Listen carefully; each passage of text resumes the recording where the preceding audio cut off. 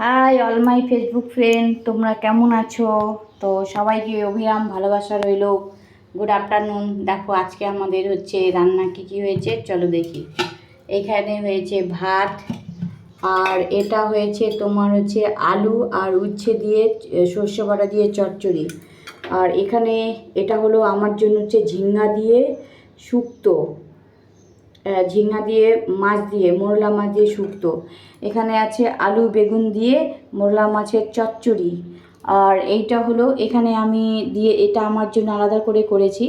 এখানে দিয়েছি তোমার মিষ্টি কুমড়ার ডোগা পাতা অল্প দিয়েছি, আলু বেগুন দিয়েছি, টমেটো দিয়েছি, লঙ্কা আদা বাটার মতো করে দিয়েছি।